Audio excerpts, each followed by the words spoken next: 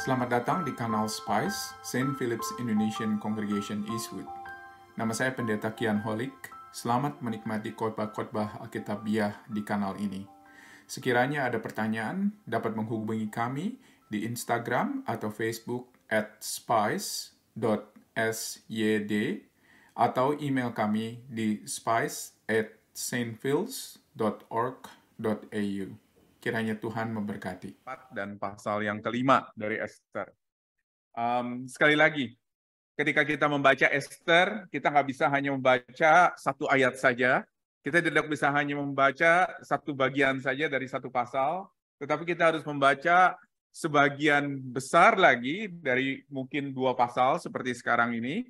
Dan juga nanti kita akan melihat secara overview bagaimana secara keseluruhan kitab Esther. Jadi penting sekali ketika kita membaca Alkitab, khususnya di bagian cerita seperti ini, untuk kita melihat pelajaran apa sebetulnya yang bisa kita dapati. Nah, saudara-saudara, sebelum kita merenungkan firman Tuhan dan melihat sekali lagi, mari kita berdoa. Bapa di dalam surga, kami bersyukur dan berterima kasih ya Tuhan, karena Engkau adalah Allah yang memampukan kami untuk kami boleh datang ke tempat ini, dan Engkau adalah Allah yang terus bekerja di dalam kehidupan kami secara aktif. Kami bersyukur ya Tuhan, kalau misalnya pada pagi hari ini, kami boleh membuka firman Tuhan sekali lagi, membacanya, dan merenungkannya, dan pada saat ini juga kami akan mencoba memikirkannya. Bagaimana posisi kami di dalam firman Tuhan? Bukan hanya sekedar apa yang bisa kami pelajari dari firman Tuhan, apa yang bisa menjadi keuntungan bagi kami, tetapi bagaimana kami memposisikan diri kami di dalam rencana sejarah, rencana keselamatan Allah di dalam kehidupan kami. Tuhan tolong bantu kami ya Bapa, supaya kami boleh mengerti apa yang menjadi isi hati Tuhan, dan terlebih lagi kami berdoa supaya Roh Kudus boleh berbicara kepada kami dengan leluasa pada pagi hari ini. Kami menyerahkan waktu ini ke dalam tangan-Mu Tuhan. Di dalam nama Tuhan Yesus, kami bersyukur dan berdoa. Amin. Apa artinya kita hidup di dalam dunia yang membenci kita? Pernah nggak kita mengalami ancaman mengenai keberadaan kita di dalam dunia ini? Saya nggak tahu ya, ada yang pernah mengalami nggak? Kalau kita kebanyakan di sini, saya asumsi di sini adalah keturunan Chinese, yang pernah tinggal di Indonesia, kita sering mendengar bagaimana keberadaan etnik Chinese yang terancam di Indonesia. Ini adalah kerusuhan yang terjadi di Jakarta tahun 1998, 25 tahun yang lalu, persis bulan Mei. 25 tahun yang lalu. Dan di sini kita bisa melihat bagaimana ada konflik, ada gejolak politik, dan saya juga masih selalu ingat cerita, bukan hanya apa yang kita lihat, tetapi justru apa yang kita nggak lihat, saudara-saudara. Itu yang lebih mengerikan seringkali. Ya. Kita nggak pernah dengar di news, kita nggak pernah dengar, nggak pernah baca di surat kabar, tetapi justru disitulah kita bisa mendengar cerita-cerita horor, boleh dikatakan. Dan ini bukan sekali saja. Kalau kita lihat sejarah Indonesia ini terjadi berkali-kali. Orang Chinese, orang Tionghoa itu selalu menjadi sasaran empuk. Setiap kali ada kerusuhan itu yang kita dengar. Mungkin saya dengar itu sendiri dari engkong saya. Saya dengar itu dari cerita orang lain. Dan saya juga baca dari beberapa peristiwa juga memang betul demikian. Apa yang menjadi reaksi kita ketika kita mengalami hal seperti ini atau mendengar hal seperti ini? Banyak yang pindah negara, pindah kota pertama-tama. Tapi kalau misalnya pindah kota nggak memberikan rasa keamanan, pindah negara. Oke? Jadi nggak sedikit orang yang pada waktu itu tahun 1998, ketika saya masih ada di Amerika, yang mencari asylum di Amerika, mencari asylum untuk bisa tinggal di Amerika, dan mereka pasang foto-foto mereka, bawa foto-foto mereka untuk menjadi alasan kenapa kehidupan mereka terancam dan mereka mau kabur, saudara-saudara, dari Indonesia. Kita bisa bayangkan hal itu. Dan ini terjadi di dalam skala yang masih menurut saya cukup kecil.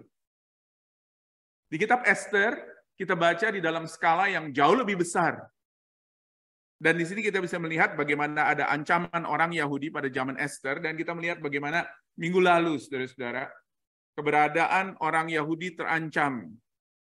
Kita melihat Haman. Haman ini adalah ajudan daripada Raja Xerxes, maksud saya Raja Ahasiweros, yang dikasihi oleh Raja, yang membenci Mordekai. Membenci bukan hanya Mordekai, tetapi membenci orang Yahudi. Ya, orang-orang bangsa daripada Mordekai. Karena apa? Karena satu hal. Karena pada waktu itu Mordekai tidak mau menyembah Haman. That's the problem. Dan kita belajar bagaimana Esther tetap setia pada waktu itu ya. Dia tetap setia mengikuti Allah, walaupun dia tidak sebut bahwa dia beribadah kepada Allah, dan tidak ada juga di dalam kitabnya ini ditulis mengenai Allah. Tetapi kita melihat di sini bagaimana Esther tetap setia mengikuti Allah. Dia tetap setia kepada nilai-nilai yang Allah berikan di dalam Alkitab Perjanjian Lama, dan dia terus setia untuk beribadah, setia untuk beriman kepada Allah, boleh dikatakan. Dan luar biasa ialah bagaimana Esther dipakai oleh Tuhan untuk menjadi berkat bagi orang-orang yang ada di Persia, bukan hanya untuk orang-orang Yahudi, tetapi untuk orang-orang non-Yahudi. Kita belajar juga bagaimana Mordekai pada waktu itu tetap setia pada panggilannya sebagai umat Allah. Walaupun pada waktu itu dia ada di tempat yang jauh dari tanah perjanjian. Ingat nggak? Bagaimana Mordekai tidak sujud menyembah kepada Haman, karena pada waktu itu dia ditantang untuk menyembah kepada Haman. Dia tidak sujud menyembah kepada Haman karena dia tahu itu melanggar satu daripada 10 perintah Allah. Dia setia kepada Allah walaupun dia ada di tanah yang jauh dari tanah perjanjian. Oleh karena itu, hidupnya Mordekai dibenci, bangsanya dibenci, dan sekarang ada ancaman untuk dibinasakan. Dan ini menjadi kenyataan daripada keberadaan umat Tuhan yang ada di dalam dunia. Seperti yang kita dengar minggu lalu dari Pastor Wilson kan? Betul nggak? Karena apa? Bahwa umat Tuhan ada di dalam dunia, tetapi dibenci oleh dunia. Dunia itu bermusuhan dengan kita. Lalu, bagaimana kita harus bersikap? What should we do? Apa yang harus kita lakukan? Apa artinya hidup di dalam dunia yang membenci kita? Di pasal yang ketiga, yang kita lihat minggu lalu, kita melihat bagaimana Haman naik ke dalam posisi yang tinggi tanpa prestasi yang jelas. Di sini nggak ditulis prestasi Haman itu apa, tetapi dia naik ke dalam posisi yang tinggi, sedangkan Mordekai pada waktu itu melaporkan peristiwa-peristiwa penting sebetulnya yang menjadi ancaman bagi raja, tetapi Mordekai nggak pernah digubris, nggak pernah diberikan penghargaan so far, saudara-saudara, nggak pernah memperoleh apa-apa. Dan kita melihat bagaimana sikap Mordekai yang pada waktu itu tidak mau menyembah Haman. Ini menjadi sebuah alasan untuk melenyapkan semua orang Yahudi pada waktu itu yang ada di Persia dan yang ada terutama di dalam benteng Susa. Dan itu kenyataan yang harus diterima. Bahwa pada waktu apapun, ketika kita menjadi umat yang mengikuti Allah, dunia akan membenci kita. Dan Pastor Wilson minggu lalu, dia mengatakan bahwa don't take it personally. Jadi kalau misalnya ada yang membenci kita di dalam dunia, don't take it personally. Karena apa? Karena jelas itu bukannya kita yang dibenci, tetapi siapa yang kita ikuti yang dibenci. Juru selamat yang kita ikuti. Yesus pernah mengatakan ya, di Matius pasal 10 ayat 22, dia mengatakan apa? Engkau akan dibenci oleh dunia karena namaku. Jelas itu. Engkau akan dibenci oleh dunia karena namaku.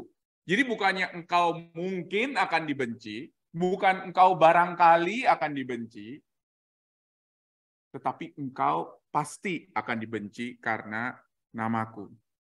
Dan kali ini kita melihat sebuah cerita di pasal 4 dan pasal 5 dari Esther.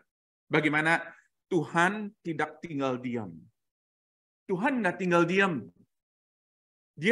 Dia bertindak, saudara-saudara, ketika ancaman ini terjadi.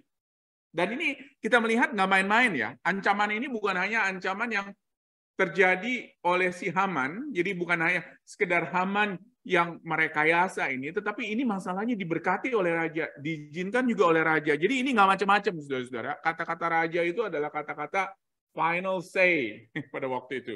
Boleh dikatakan di dalam kerajaan. Dan kita melihat bagaimana Allah tidak tinggal diam.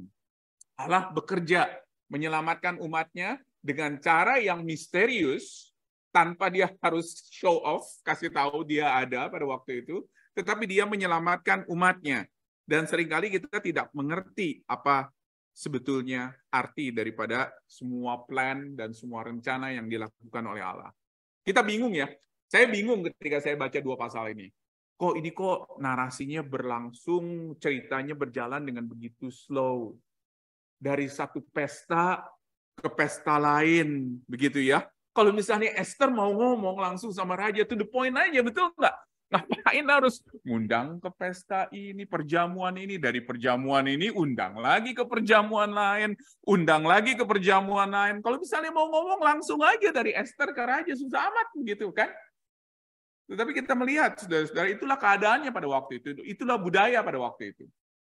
Karena nggak bisa seorang langsung datang, boleh dikatakan kepada raja. Karena kalau langsung datang hukumannya apa? Kalau misalnya kita mau datang kepada raja dengan inisiatif kita, maka resikonya itu adalah mati. Itu no question asked. Tetapi ketika kita datang kepada raja karena raja panggil kita, that's a different story, saudara-saudara. Dan kita melihat di sini bagaimana melalui budaya seperti ini, melalui kebiasaan seperti ini, melalui taktik daripada si Esther seperti ini, Allah bekerja. Allah bekerja. Jadi sabar ya. Kalau misalnya saudara pikir bahwa aduh ini kok narasinya slow banget ini berjalannya. Ini bukannya sesuatu yang memang kita nggak bisa baca ini dari konteks kita. Itu maksud saya.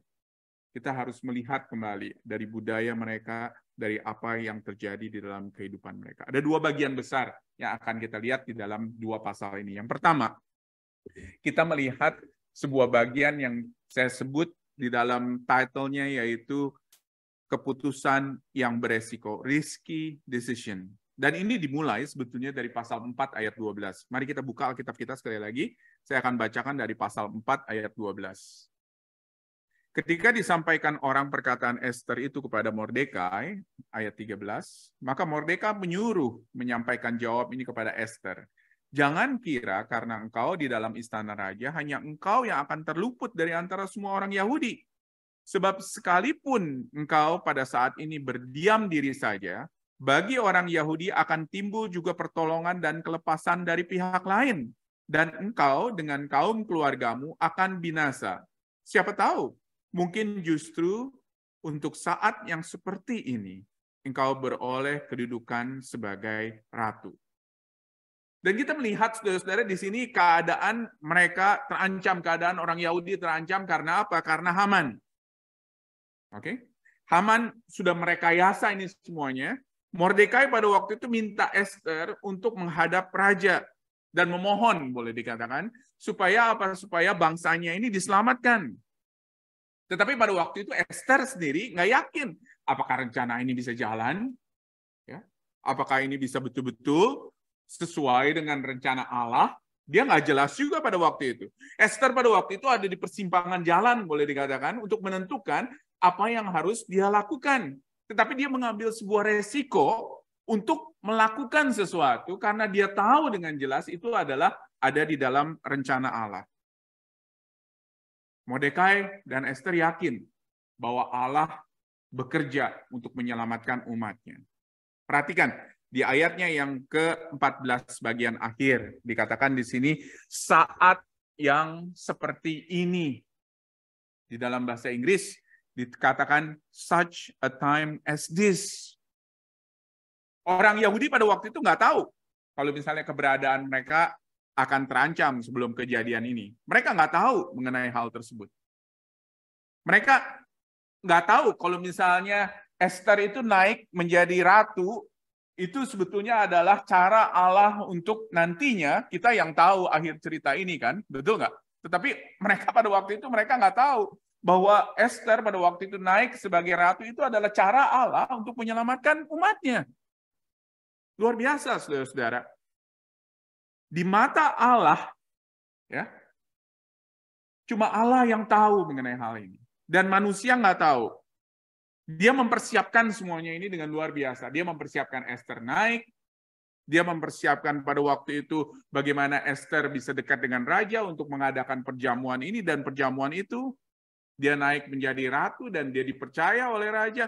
Ini semuanya, saudara-saudara, di mata manusia, manusia hanya bisa lihat, wah begitu ya, luar biasa ya ini terjadi. Tetapi di mata Allah ini semuanya adalah rencana Allah.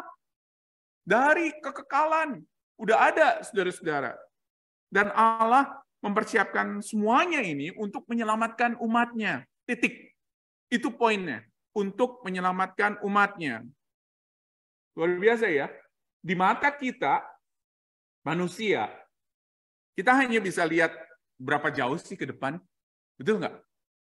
Kita cuma bisa lihat besok mungkin. Kira-kira seperti apa. Kita bisa plan mungkin beberapa bulan. Kira-kira seperti apa. Kita mungkin bisa lihat dari mata kita yang normal, itu mungkin secara jelas hanya 100 meter, 200 meter mungkin dari hadapan kita. Itu juga kalau misalnya cukup jelas ya harinya ya. Kita nggak bisa lihat semuanya. Bisa kita lihat ke belakang, kita bisa mungkin ingat peristiwa di belakang 10 tahun yang lalu, 20 tahun yang lalu, saudara-saudara. Tetapi kalau ditanya, mungkin beberapa dari kita ditanyain apa yang terjadi kemarin, belum tentu ingat juga gitu ya apa yang terjadi kemarin. Tetapi nggak demikian dengan Allah. Luar biasa. Allah tahu. Allah tahu dulu, mau bicara ribuan tahun yang lalu, Allah tahu masa yang akan datang. Luar biasa, saudara-saudara. Dalam rencana manusia, semua tindak tanduk manusia itu ada di dalam kontrol Allah. Dan Allah bekerja, dikatakan, di dalam segala sesuatu. Siapa tahu naiknya Esther pada waktu itu adalah cara Allah untuk apa? Untuk mempersiapkan cara keselamatan Allah untuk membawa orang-orang ini supaya orang Israel ini nggak binasa, boleh dikatakan. Orang Israel ini diselamatkan. Raja yang pada waktu itu mabok, betul nggak?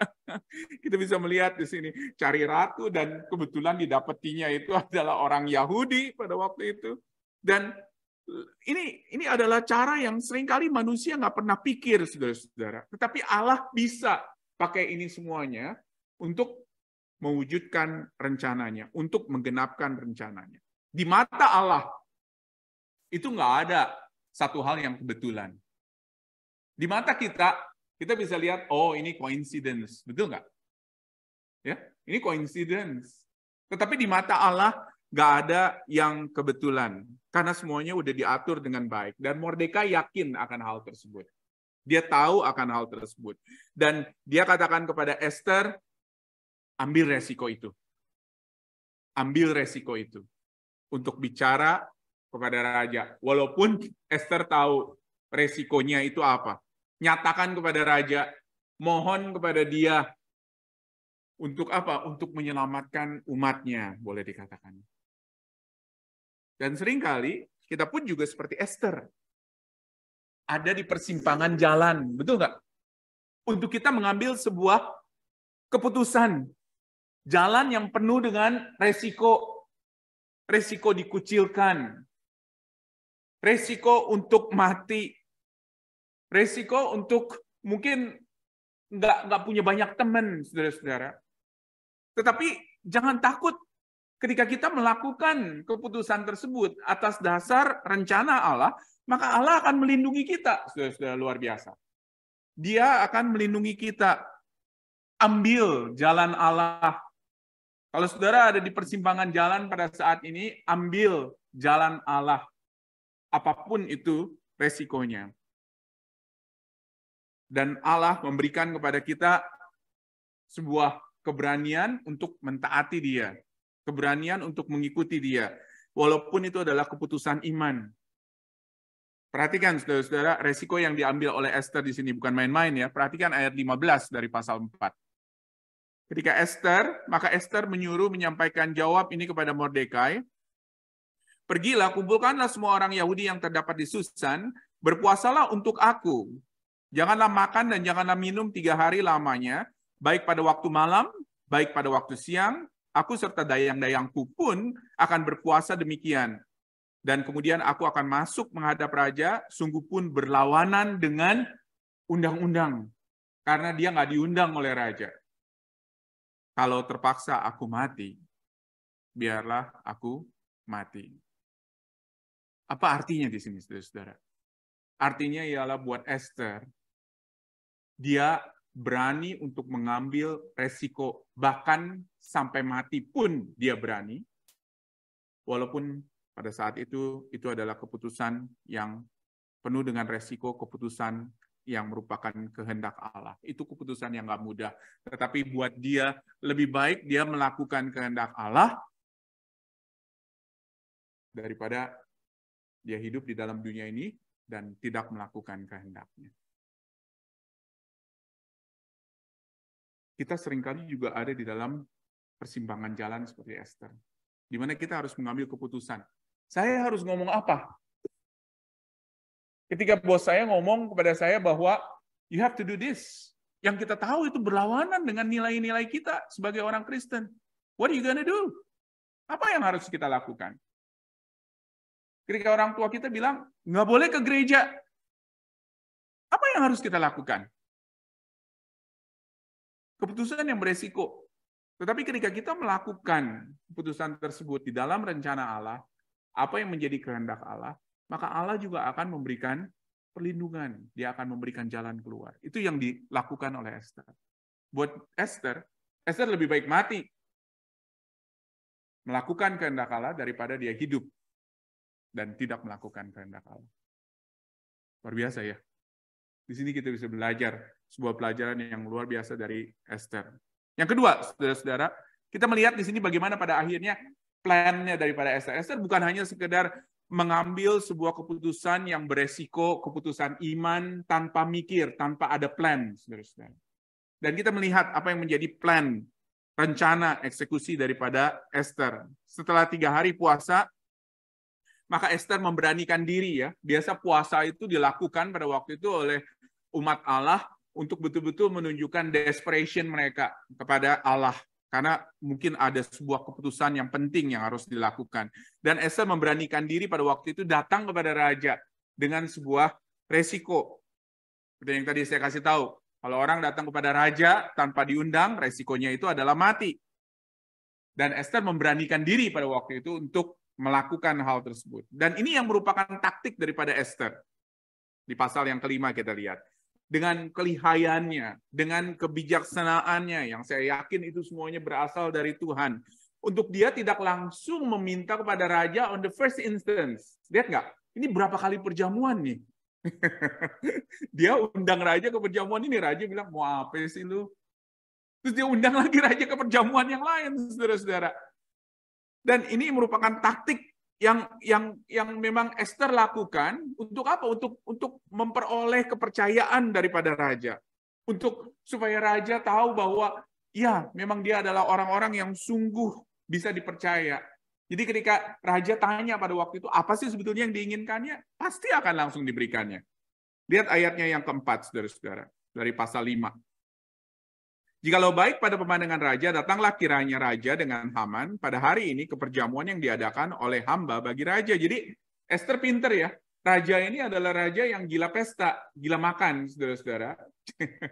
Jadi untuk mengambil hati daripada raja, undangnya ke apa? Ke makan-makan tentunya. Ya nggak? Oke.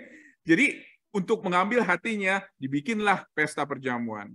Dan perhatikan apa yang terjadi di dalam pesta perjamuan itu. Di ayatnya yang ke-8. Ketika ditanya, maunya apa sih lu, Esther? Perhatikan saudara-saudara ayat 8. Jikalau hamba mendapat kasih raja, dan jikalau baik pada pemandangan raja mengabulkan permintaan serta keinginan hamba, datang pula lah raja dengan Haman ke perjamuan yang akan hamba adakan bagi raja dan Haman. Maka besok akan hamba lakukan yang dikehendaki oleh raja. Wah, Haman pada waktu itu bukan hanya dia orang kepercayaan raja ya, tetapi Haman senang banget nih. Karena dia bukan hanya dipercaya oleh raja, tetapi dia juga dipercaya oleh ratu. oleh Ratu Esther. Ayat 12, saudara-saudara. Tambahan pula, tiada seorang pun yang diminta oleh Esther sang ratu untuk datang bersama-sama dengan raja ke perjamuan yang diadakannya itu kecuali aku, kata Haman. Dan besok aku diundangnya bersama-sama dengan raja. Wah, senangnya bukan main, saudara-saudara, hatinya Haman pada waktu itu. Tapi ada satu masalah. Masalahnya apa?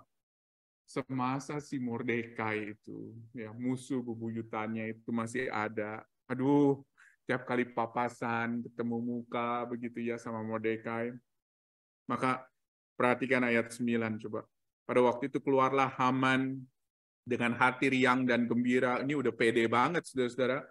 Dan ketika Haman melihat Mordekai ada di pintu gerbang istana raja, tidak bangkit dan tidak bergerak menghormati dia, maka sangat panaslah hati Haman kepada Mordekai. Keluarlah unek-uneknya nih, saudara-saudara. Haman pada waktu itu, dia ceritakan pada waktu itu kepada istrinya, kepada orang-orang yang pada waktu itu datang juga ke rumahnya, istrinya Zeresh.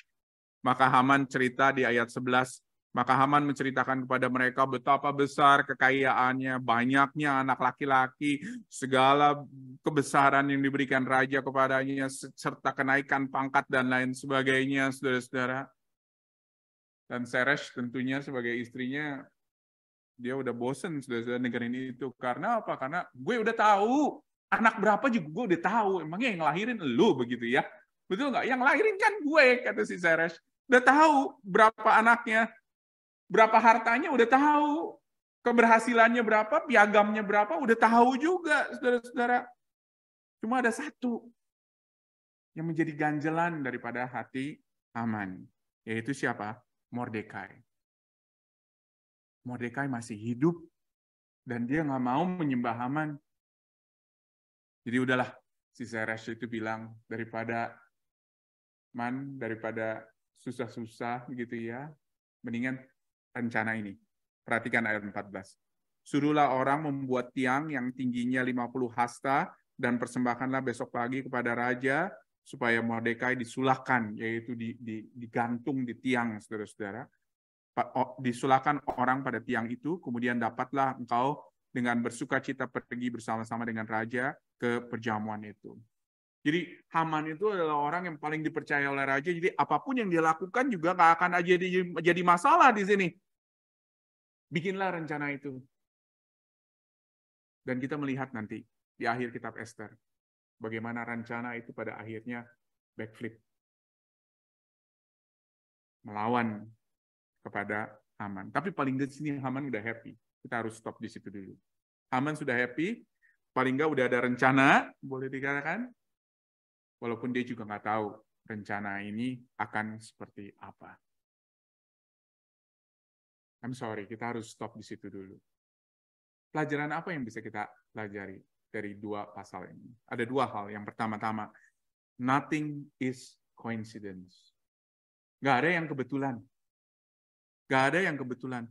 Allah membawa Raja Ahasveros menjadi besar, membuat pesta, mabuk, dikeluarkan titah untuk mencari ratu, dan lain sebagainya. Esther diangkat menjadi ratu. Itu semuanya nggak ada yang kebetulan. Esther naik menjadi ratu itu adalah di dalam rencana Allah. Dan kita melihat saudara-saudara di istana raja dikatakan pada saat seperti ini, dikatakan ya, such a time as this. Itu bukan waktunya manusia, tetapi itu adalah waktu Allah. Dan Mordekai sendiri nggak tahu ketika dia bicara seperti itu. Ini yang ngomong Mordekai ya. Mordekai sendiri nggak tahu ketika dia bicara seperti itu. Apakah ini betul rencana Allah atau enggak? Jadi ini adalah satu sikap, satu kata-kata yang betul-betul mengatakan bahwa Tuhan, saya tahu apa yang terjadi itu semuanya ada di dalam rencana Tuhan. Tapi kalau misal Tuhan tanya sama saya, apa rencana Tuhan, saya nggak tahu. Saya nggak bisa bilang juga. Dan apa yang kita lakukan kalau gitu? Yang kita lakukan itu ialah kita terus berjalan melakukan apa yang menjadi kehendak Allah. Itu adalah rencana Allah. Tetapi rencana besarnya apa? Kita nggak tahu, saudara-saudara. Dan dari taktik yang dieksekusi oleh Esther di pasal yang kelima tadi kita belajar bahwa Allah bekerja di dalam semuanya. Di dalam semua hal. Gak ada yang kebetulan, sekali lagi. Walaupun kita melihat, ini kok kejadiannya bertele-tele ya. Ini pertemuan dari pertemuan ke pertemuan, kesannya bertele-tele, tetapi Allah bekerja di dalam semuanya itu, nggak ada yang kebetulan, saudara-saudara, di dalam mata Allah, dari mata Allah. Yang kita sering sebut kebetulan di dalam bahasa manusia, di situ sebetulnya terjadi apa yang menjadi rencana Allah. Rencana Allah di dalam kehidupan kita. Allah bekerja melalui kejadian kecil, kejadian besar, di dalam kehidupan kita. Allah bekerja, dia nggak tinggal diam. Dia bekerja di dalam kehidupan kita. Minggu depan kita akan melihat bagaimana rencana jahat daripada Haman ini, saudara-saudara, pada akhirnya itu menjadi sebuah backflip, seperti yang tadi saya katakan. Dan ini adalah sesuatu yang Allah udah atur sedemikian rupa, dan Allah sudah rencanakan sedemikian rupa. Saya ingat ayat yang ditulis oleh Rasul Paulus di Roma 8 ayat 28 yang kita mungkin hafal. Dia katakan apa? Kita tahu sekarang bahwa Allah turut bekerja di dalam apa? Di dalam segala sesuatu.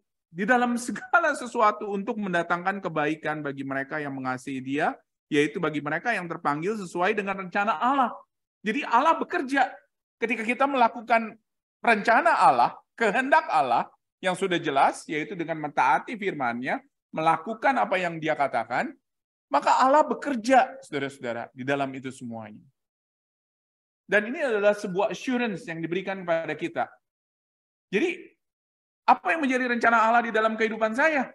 Rencana Allah di dalam kehidupan kita semuanya, itu ialah melakukan apa yang Allah ingin kita lakukan di dalam dunia ini.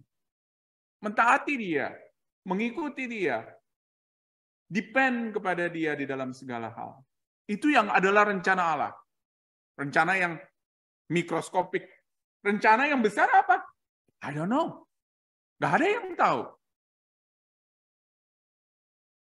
Itu yang pertama, saudara-saudara, yang bisa kita lihat. Yang kedua, kita melihat bagaimana keputusan iman yang beresiko ini, seperti yang tadi saya katakan. Bagi Esther, keputusan untuk datang kepada raja, untuk berbicara kepada raja, ini adalah keputusan iman yang penuh dengan resiko. Memang Esther itu adalah ratu, tapi sekali lagi pada zaman itu ratu nggak bisa sembarangan datang kepada raja. Esther mengambil keputusan untuk nggak diam saja, saudara-saudara, ketika dia tahu bahwa ada sebuah ancaman. Ketika dia tahu bahwa ada sesuatu yang bertentangan jelas dengan firman Tuhan. Bisa nggak Esther nggak melakukan sesuatu? Udahlah, kan udah enak ya jadi ratu ya, betul nggak? Hah? Tinggal aja di bubble nyamannya di istana. Nggak perlulah melakukan keputusan-keputusan yang beresiko. Buat apa? Bisa nggak Esther berkata seperti itu? Sangat mungkin. Sangat mungkin. Tetapi dia mengambil resiko tersebut untuk melakukan apa yang menjadi rencana Allah di dalam kehidupannya, yang kita tahu pada akhirnya bukan hanya untuk menyelamatkan Esther, walaupun kita tahu dia terancam pada waktu itu, tetapi juga untuk menyelamatkan umatnya, bangsanya, saudara-saudara. Dia nggak ragu-ragu untuk bertindak. Perhatikan apa yang dia lakukan, tindakan dia. Pertama-tama itu adalah menyatakan puasa. Dan ini adalah suatu tindakan yang penuh dengan iman. Karena itu adalah tindakan yang hanya dilakukan oleh orang yang percaya kepada Allah. Ini dia lakukan di daerah orang-orang yang tidak percaya. Luar biasa, saudara-saudara. Jadi ini dia udah nggak sembunyi-sembunyi lagi menunjukkan siapa identitasnya. Dari kelompok mana dia, dari bangsa mana dia.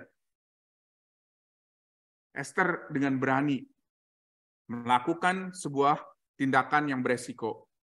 Dia nggak mau identitasnya itu hanya disebut sebagai cewek cantik yang kebetulan jadi istrinya raja. Dia nggak mau hanya sekedar dikatakan, oh, lu naik posisi itu hanya sekedar karena cute, begitu ya, atau gimana. Tetapi dia mengatakan bahwa ya, dia percaya kepada Allah dan dia hanya committed kepada Allah Israel. Sebuah keputusan yang luar biasa. Keputusan yang beresiko.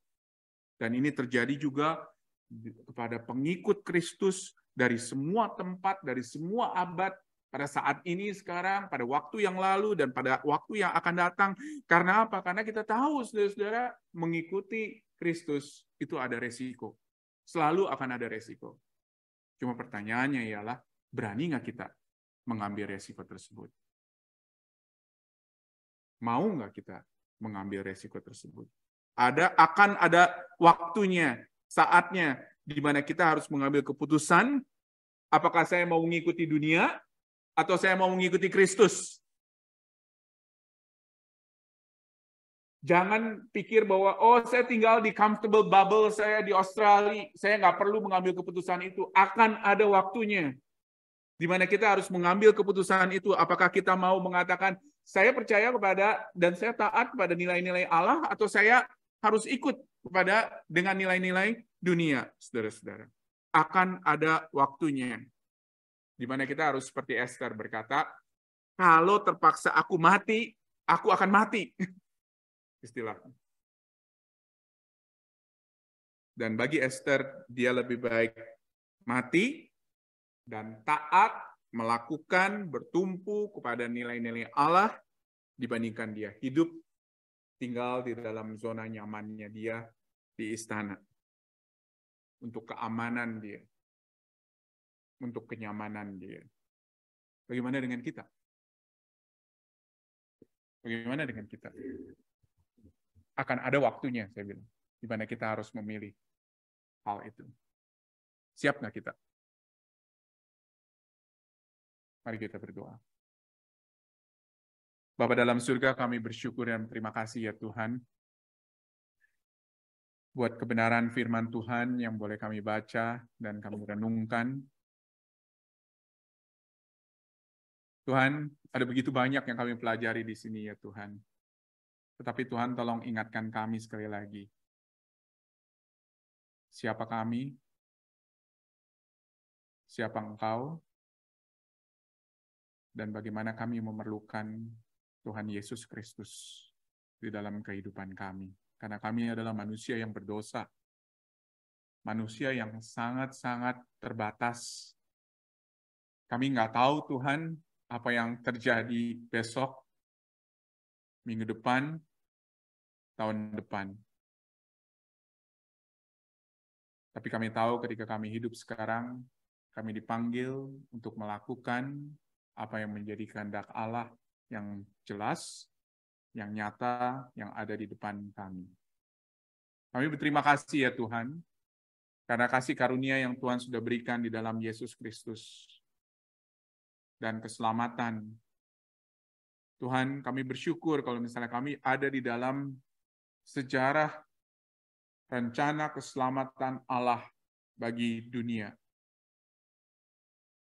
Tuhan, ajari kami ya Bapak, untuk kami boleh mengambil sebuah pelajaran, sebuah keputusan,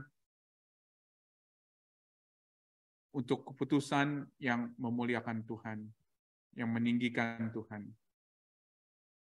Walaupun ada resiko yang besar. Terima kasih ya Bapak. Tuhan tolong bantu kami ya Bapak, untuk kami boleh tahu apa yang menjadi rencana Tuhan di dalam kehidupan kami. Di dalam nama Tuhan Yesus, kami bersyukur dan berdoa. Amin.